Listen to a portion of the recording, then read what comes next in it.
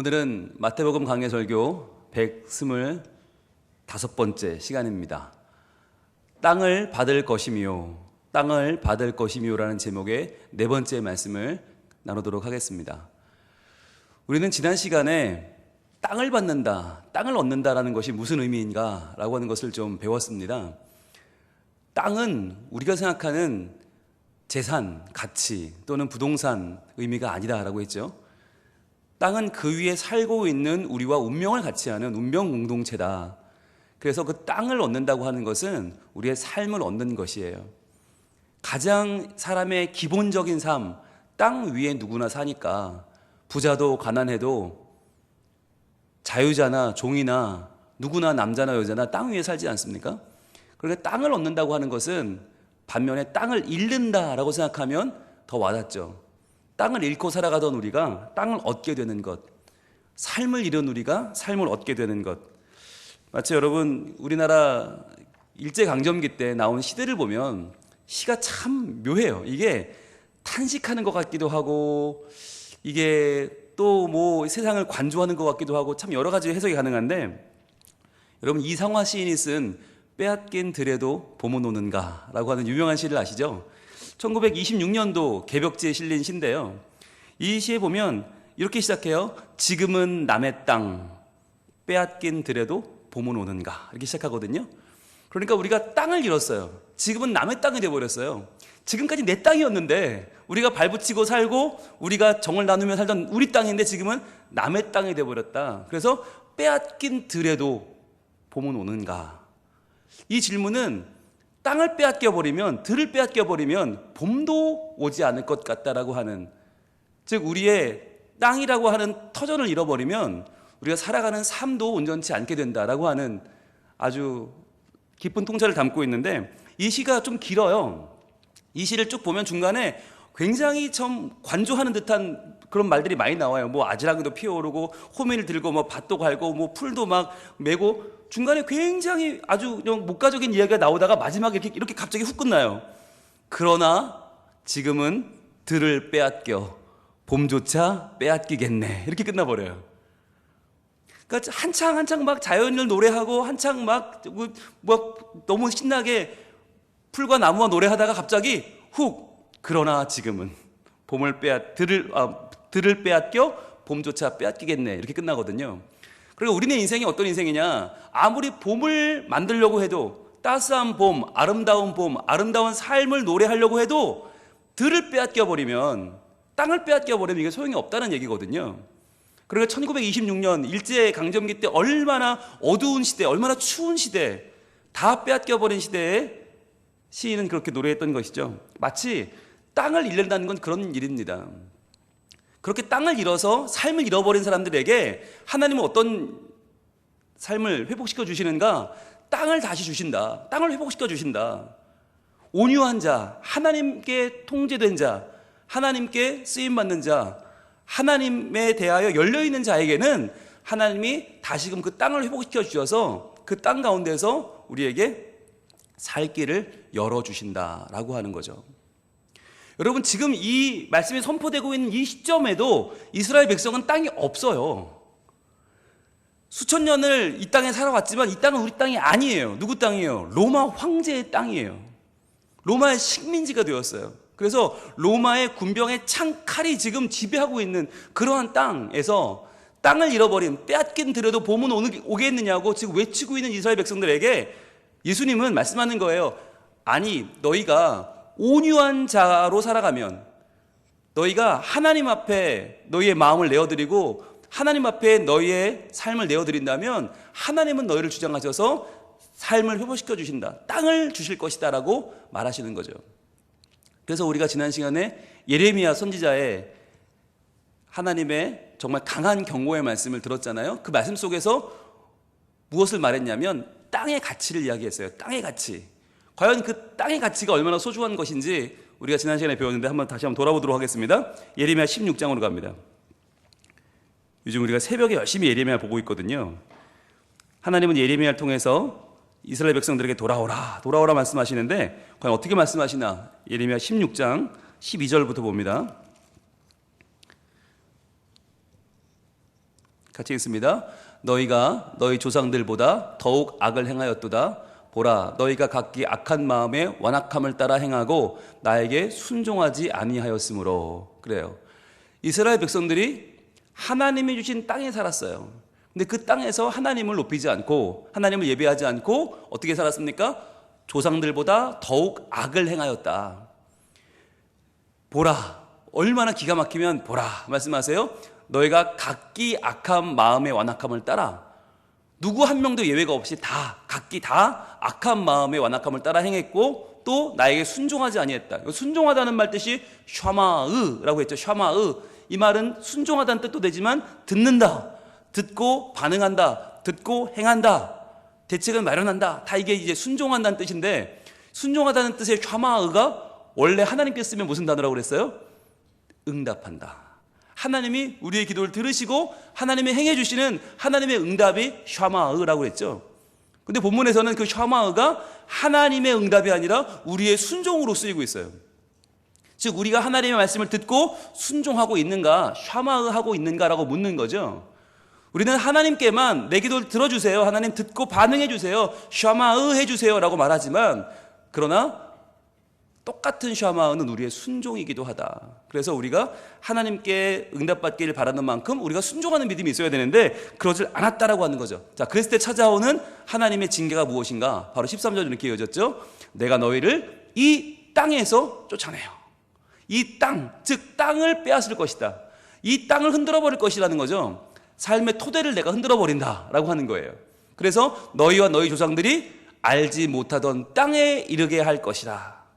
자, 알지 못하는 땅, 미지의 땅, 두려움의 땅이죠. 불안함의 땅이죠. 너희의 삶 자체를 지금 내가 완전히 알지 못하는 곳으로 옮겨버리겠다. 삶을 흔들어버리는 하나님에 대해서 말씀하고 있습니다. 자, 그러면서 하나님이 이렇게 끝나지 않고 그들에게 다시 한번 희망과 소망을 주셨는데, 그 소망과 희망과 소망이 바로 14절에 이렇게 나오죠. 14절, 그러나 자, 여호와의 말씀이니라. 그러나 보라, 날이 이르리니 다시는 이스라엘 자손을 애굽 땅에서 인도하여 내신 여호와께서 살아계심을 두고 맹세하지 아니하고.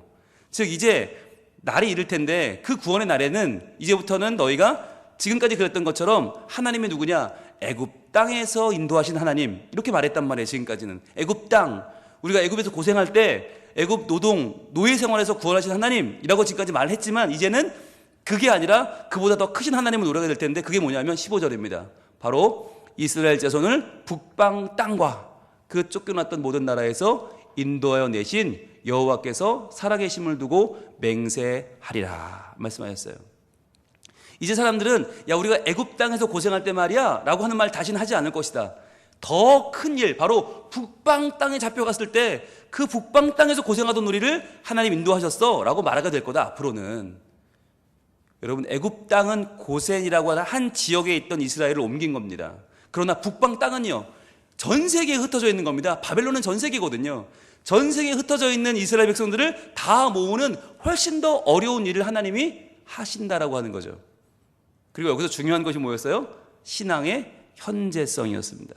신앙의 현재성. 언제까지 옛날 타령할 거냐? 언제까지 출애굽 얘기를 할 거냐? 언제까지 애굽 땅 얘기할 거냐? 애굽 땅에서 우리를 구원하신 하나님, 그거 너무 옛날 얘기거든요. 그러다 보니까 출애굽 세대가 지나면서 다음 세대들은 다 그걸 잊어버렸어요. 잊어버리니까 어떻게 해요?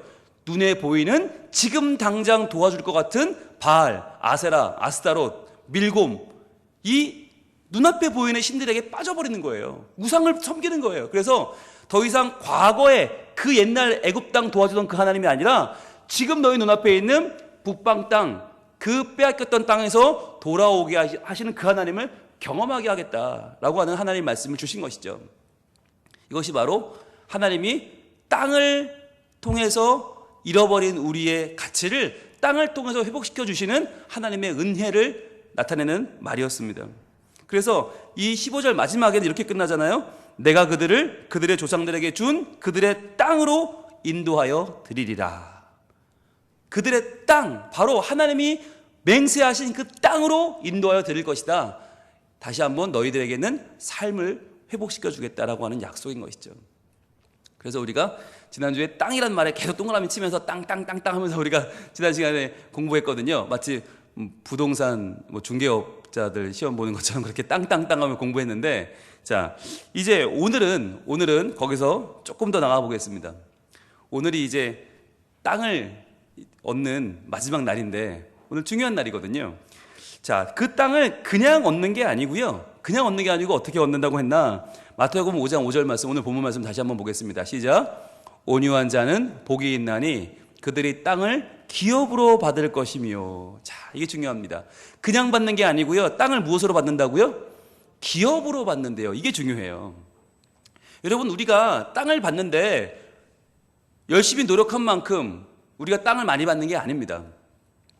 열심히 공부한 만큼, 배운 만큼 많이 받는 것도 아닙니다. 우리 중에서 누가 조금 더 우리 교회의 기여도가 높으냐? 그래서 그 사람에게 더 주는 것도 아닙니다. 기업으로 받는다는 말이 뭘까요? 땅을 기업으로 받는다. 여기서 말하는 기업이 뭔가요? 기업. 우리는 이 기업이란 말과 요즘 쓰는 기업이란 말을 헷갈려요.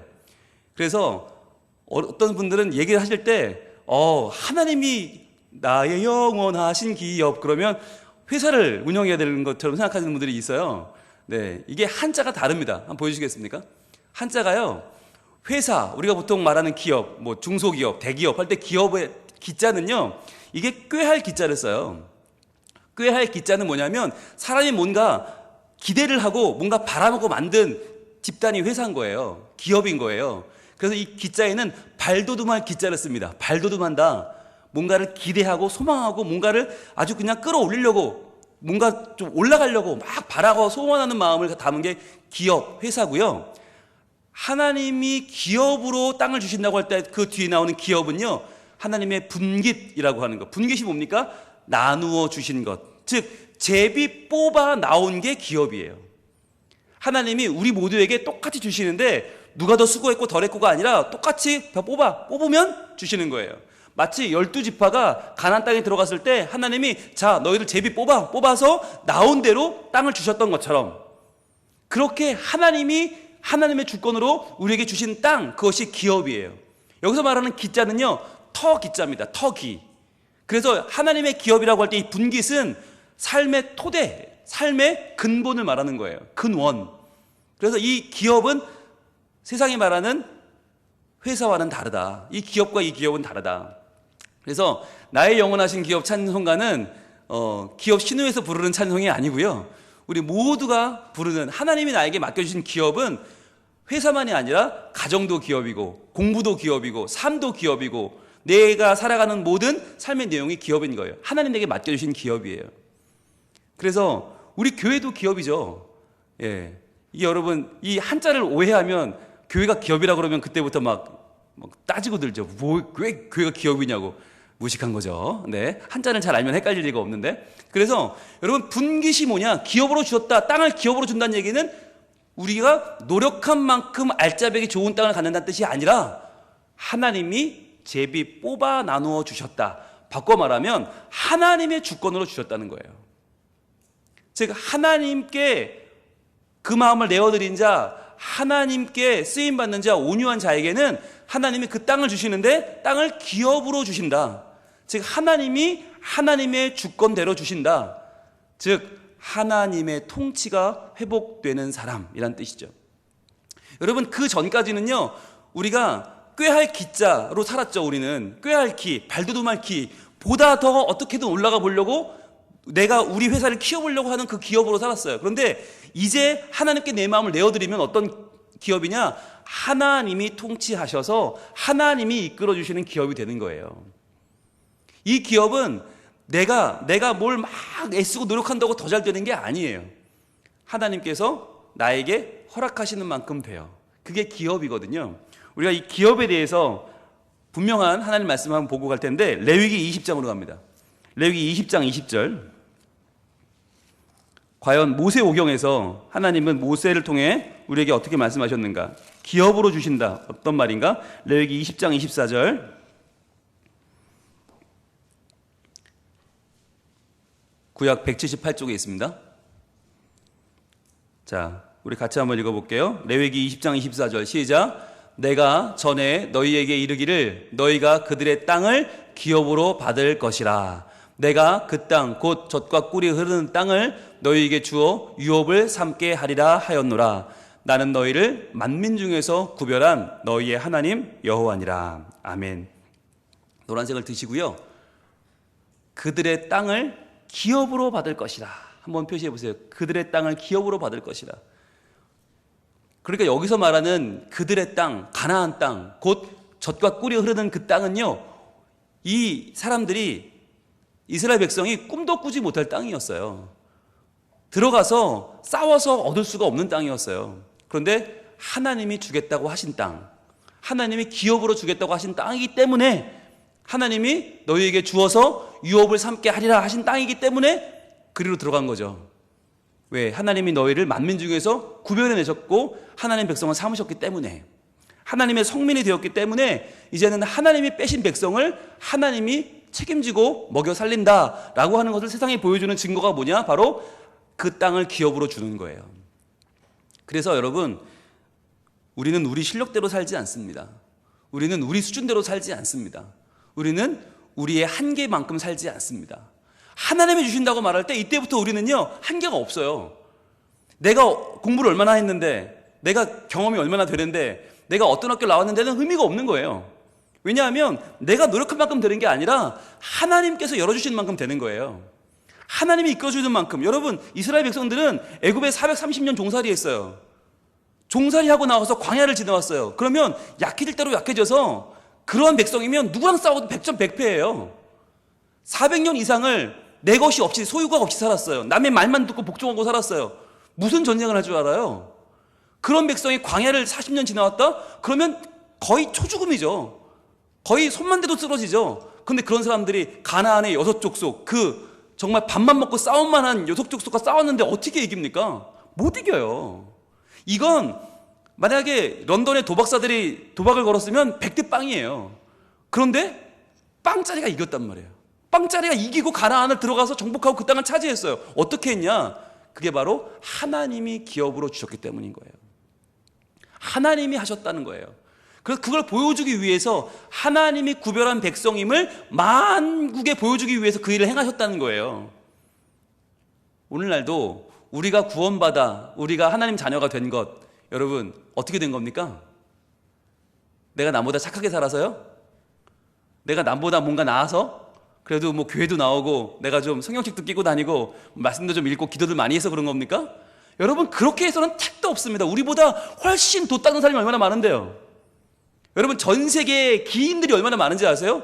밥도 안 먹어요. 우리처럼 밥도 안 먹고 잠도 안 자고 하루 종일 구원받으려고 하루 종일 뭔가 이 삶을 초월해 보려고 막 고민하는 사람들이 얼마나 많은데, 세상에는요. 우리가 그런 사람들 발가락만큼도 못 따라가요. 그런데 우리가 어떻게 구원받았어요? 하나님의 은혜로. 그게 기업인 거예요. 하나님이 빼신 자녀임을 보여주려고, 하나님이 구별하신 백성임을 보여주기 위해서 하나님이 우리를 구원하신 것, 하나님이 우리의 죄를 다 씻어주시고 하나님 자녀 삼아주신 것이 뭐냐? 그게 기업인 거예요. 하나님이 자, 손 넣어, 빼. 뭐가 나왔니? 구원이라고 나왔는데요? 너 구원. 진짜요? 제가 뭘 했는데요? 너 한 거 없지. 그래도 진짜 구원이에요? 날 믿었잖아. 온유한 자로 살았잖아. 너 힘들어도 그것 때문에 좌절하지 않았잖아. 내가 도와줄 거라고 믿었잖아. 아프고 괴로워도 거기서 포기하지 않고 다시 한번 나에게 찾아와서 결국 나한테 기도했잖아. 나를 믿고 있잖아. 너에게 찾아올 미래가 차디찬 땅속이 아니라 하나님 나라라는 걸 믿고 있잖아. 너는 십자가에 예수가 죽고 부활한 것이 너의 미래라고 알고 있잖아. 그러면 되는 거 아니니?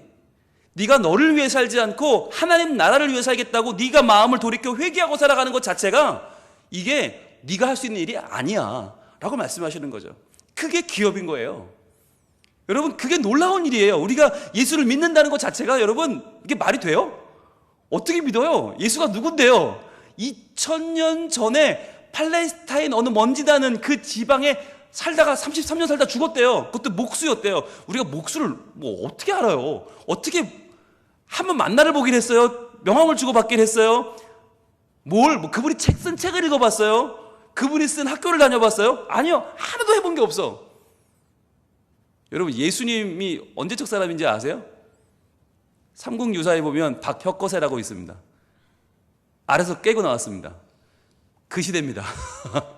우리가 박혁거세 아래서 깨고 나왔다면 웃잖아요. 아이고 참 별소리를 다해. 딱 그때거든요. 딱 그때 동정녀가 나가서 33년간 살다가 나귀 타고 예루살렘 들어가서 십자가에 죽은 청년이 예수예요. 그런데 그 예수를 우리는 구세주로 믿어요. 그 십자가의 죽음이 나의 죽음이고 그분의 3일 만에 부활이 내 부활이라고 믿어요. 이걸 어떻게 믿냐고요. 기적이죠. 이게 은혜인 거죠. 믿어지는 게 은혜라니까요. 여러분, 우리 주변에 그것을 못 믿는 사람들 이상하게 보시면 안 돼요. 지극히 정상이에요. 그분들은 아주 정상적인 삶을 하고 살고 있는 거예요. 우리가 놀라운 거지. 믿어지는 게 놀라운 거지. 여러분, 정말 놀라운 분들이십니다. 수많은 분들이 지금 이 시간에 뭐 하고 계십니까? 열심히 승진하려고 일하든지, 아니면 뭐 일하다 지쳐서 머리 식히러 저 어디 뭐 정말 한잔 하러 가셨든지, 아니면 저 사직구장에서 막 난리 막 하고 있든지, 아니면 뭐 버닝썬 뭐 이런 데 가가지고 삶을 리프레시하고 계시겠죠. 여러분, 대부분의 사람들은 갈 데 없으면 집에서라도 뭔가 TV라도 켜고 인터넷이라도 하고 놀고 있을걸요. 우리처럼 이렇게 교회 와서 예배 드리고 하나님 말씀을 듣고. 여러분, 이건요 차원이 다른 세상이에요. 그냥 술을 몇 잔 마실 거 덜 마시고 더 마시는 문제가 아니고, 오락실을 가느냐 TV를 보느냐 골프를 치자의 문제가 아니고, 완전히 차원이 다른 문제예요. 이건 내가 나를 위해 사는 것이 나를 위한 게 아니라는 걸 알지 않으면, 더 이상 지금 내가 나를 위해 사는 나의 인생이 나를 위한 것이 아니라는 것을 알지 못하면 이런 결정을 할 수가 없는 거예요.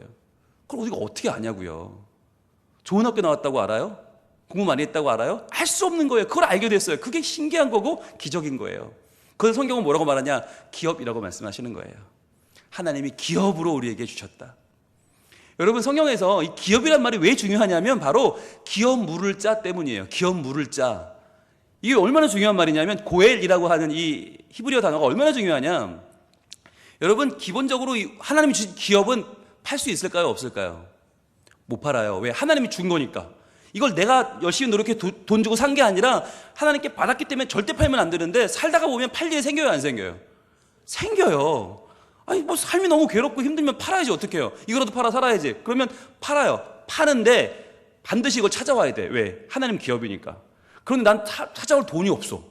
형편 되면 안 팔았겠죠. 형편이 안 되니까 못 가져올 때 어떻게 해야 되느냐? 바로 누군가가 고엘, 기업 물을 자로 나서야 되는 거예요. 네 가지 경우가 있는데, 첫 번째 경우, 내가 돈이 없어 땅을 팔았어요. 그런데 내 친척 중에 누가 부자 친척이 나서서 돈을 지불하고 그 땅을 사주는 경우, 기업을 무르는 경우가 첫 번째. 두 번째는 이런 경우예요. 내가 억울하게 죽었어요. 정말 억울하게 죽었어. 그러면 내 친족 중에 한 명이 나서서 고엘이 돼서 그 사람을 대신 죽이는 거예요. 보복해 주는 거. 그게 두 번째. 세 번째 경우는 뭐냐? 세 번째는 내가 자식이 없이 죽었어요. 우리 집에 자식이 끊어지면 이 기업을 물려받을 사람이 없잖아요. 그럼 어떻게 해요? 대신 형제 중에 한 명이 내 대신 대를 잇는 거죠. 그렇게 해서 보아스가 룻과 대신 결혼해서, 기업 물자로 결혼해서 그 밑에 오벳을 낳고 이세를 낳고 다윗을 낳잖아요. 이렇게 이어지잖아요. 그러한 계대 결혼이 세 번째고, 네 번째가 제일 중요한 건데, 이게 뭐냐? 땅을, 하나님 주신 땅을 팔면요 어떻게 될까요? 한 번 팔면 두 번 팔게 되고요, 두 번 팔면 세 번 팔게 돼요. 조금씩 계속 팔아요. 팔다가 결국 팔 게 없으면 어떡해요? 노예로 끌려가는 거예요. 노예로. 땅을 다 잃고 노예로 끌려가면, 그러면 어떻게 해요? 내가 하나님의 자녀인데 노예로 살면 안 되잖아요. 그걸 누가 구해주죠? 누가 구해줍니까? 고엘이 구해주는 거예요. 기업 물을 자가 나타나서 내 땅을 잃어버리고 나도 남의 종이 된 나를 대신 갚아주고 나를 자유케 하는 거, 그것을 성경에서는 속량이라고 합니다. 속량이라고 하고, 그 속량을 해주는 사람을 누구라고 하냐? 구속자라고 합니다. 구속. 많이 들어본 거 아니에요? 구속. 우리를 위하여 누군가가 대신 값을 지불했다는 거예요. 그래서 이제는 땅을 잃고 내 몸의 자유를 잃어버린 우리들, 기쁨을 잃고 생명을 잃고 자유를 잃어버린 우리를 위해서 누군가가 기업 물을 자가 돼서 나타나서 대신 값을 지불하고 우리를 샀다. 그것이 바로 예수 그리스도죠. 그 예수님의 십자가 사건은 무엇을 말하는가? 기업으로 땅을 받은 우리가 그 땅을 잃어버리고 삶을 잃어버리고 내 생명까지 잃어버렸을 때 죄에게 담보로 잡혀간 나의 삶을 다시 끄집어낸, 죽음을 이기고 죄악을 이기고 다시 나를 건져주신 예수 그리스도를 우리가 다시 한번 바라보게 되는 것, 그것이 바로 기업, 물을 자, 기업입니다. 우리가 하나님 말씀 같이 봅니다. 갈라디아서 1장 4절. 갈라디아서 1장 4절 말씀. 예수님은 어떻게 우리의 고엘이 되시는가? 어떻게 우리의 기업 물을 자가 되시는가? 갈라디아서 1장입니다. 1장 4절 말씀 같이 있습니다. 시작. 그리스도께서 하나님 곧 우리 아버지의 뜻을 따라 이 악한 세대에서 우리를 건지시려고 우리 죄를 대속하기 위하여 자기 몸을 주셨으니. 아멘. 이 대속의 은혜가 바로 고엘입니다. 고엘. 그리스도께서 뭘 하셨나? 하나님 곧 우리 아버지의 뜻을 따라, 하나님의 뜻대로 뭐 하셨어요? 이 악한 세대에서 우리를 건지시려고. 즉 우리도 악해졌어요. 우리도 죄를 범했어요. 우리도 똑같이 악을 범하고 이제는 사망을 향해 달려가는 인생이 되었어요. 그런데 우리를 건지시려고 우리 죄를 대속하기 위해서, 속량하기 위해서, 구속하기 위해서, 고엘하기 위해서 자기의 몸을 주셨으니 우리의 기업 물을 자가 되셨다는 거예요. 우리를 위한 고엘이 되셨다는 거예요. 그렇게 되셨으니 이제 우리는 어떻게 하면 좋을까요? 아, 그러셨나 보다. 아, 예수님 나를 위해 죽으셨대. 아, 그랬나 보다. 끝나면 될까요? 그 다음 5절이 이렇게 말씀합니다. 5절 같이 읽습니다. 시작. 영광이 그에게 세세토록 있을지어다. 아멘. 자, 영광이 세세토록 그에게 있다는 건 말은 뭐예요? 우리가 그 영광을 찬양한다는 말이에요. 그런데 나만 찬양하고 마는 게 아니라 대대로 세세토록 찬양하려면 어떻게 해야 돼요? 이게 점점 퍼져나가야 돼요. 전해줘야 되는 거예요. 그래서 우리가 이 사순절에 전도하는 건 왜 전도하는가? 내가 예수님의 십자가 사랑을 가장 진하게 느끼기 때문에 나를 사랑하신 그분의 큰 사랑을 나 혼자 감당할 수가 없어서 증거하는 거예요. 그의 영광을 세세토록 돌리고 세세토록 찬양하고 나누고 전하고 내 옆에 있는 사람들에게, 믿지 않는 이웃들에게, 가족과 친지들에게 복음을 전하는 기간이 바로 사순절인 거예요. 여러분, 이번 주일은 부활주일 새생명 초청잔치입니다. 여러분, 지금까지 내가 왜 전도를 못했나 잘 한번 생각해 보세요. 우리 교회가 자랑거리가 없나? 데려오면 민망할 정도인가? 그렇지 않아요. 그런데 왜 전도를 못했나? 어찌 보면 내가 하나님의 사랑을 크게 못 느끼지 못했어요. 내가 구원받는 게 얼마나 대단한 일인지 잘 몰랐어요. 그래서 사람들에게 교회 오라고 할 때, 교회 올 때 일요일날 그 사람들에게 일요일이죠. 계속 옷 입고 화장하고 나와야 되는 그 귀찮은 것만 생각했단 말이죠. 쉬는 날 괜히 끌어내는 미안함만 생각했어요. 그런데 이제는 그게 아니라 내가 받은 사랑이 이렇게 큰데, 예수님의 십자가의 구원이 나를 향한 하나님의 대속이 이렇게 큰데 이걸 내가 어떻게 가만히 있어? 가만히 있을 수 없어 라고 증언하고 증거하는 것이 전도예요. 여러분, 분명히 말씀드릴게요. 주일날 몇 명 왔는지 제가 안 셀게요. 저 뒤에 이름 붙은 사람 왔는지 안 왔는지 하나하나 추적 체크하고 여러분께 왔냐고 확인하지 않을게요. 그건 2차, 3차의 문제예요. 먼저 중요한 건 내가 받은 예수님의 대속의 사랑을 내가 크게 느끼는 거예요. 그래서 내가 전하는 거예요.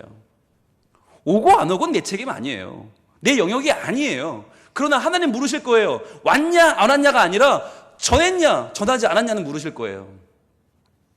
내가 너를 십자가에서 너를 위해 대신 죽고 너를 살렸는데 이 큰 사랑을 네가 감사하다며 고맙다며 그런데 그러고 말았냐 아니면 전했냐는 물으실 거예요. 여러분, 세세토록 예수님의 그 사랑이 증거되길 원합니다. 그래서 우리가 이 시간에 하나님 앞에 기도했으면 좋겠어요. 하나님, 용기를 주세요. 하나님, 제가요 사람들이 이상하게 볼까봐 예수 믿으라는 소리를 잘 못하겠어요.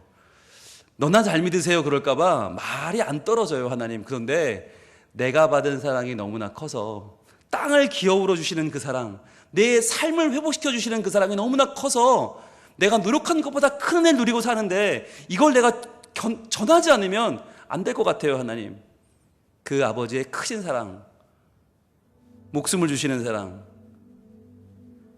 죽으시고 부활하시고 다시 오실 그 사랑, 놀라운 그 사랑을 전할 용기를 주시옵소서. 그 사랑에 감격하게 하시고 감사하게 하시고 누리게 하시고 기뻐하게 하시고 뿐만 아니라 내 입을 열어 증거할 수 있는 힘과 용기를 주셔서 이번 주일에 그분이 오면 그분이 정말 수지 맞는 거고 하나도 할 수 없고, 그러나 적어도 내 입을 열어 증거하는 용기와 내 삶의 자세는 주님 열어주옵소서. 그 사랑을 더 많이 느끼기 원합니다. 더 크게 느끼기 원합니다. 그 사랑으로 나를 온전히 사로잡아 주시옵소서. 이 시간에 우리 마음을 담아서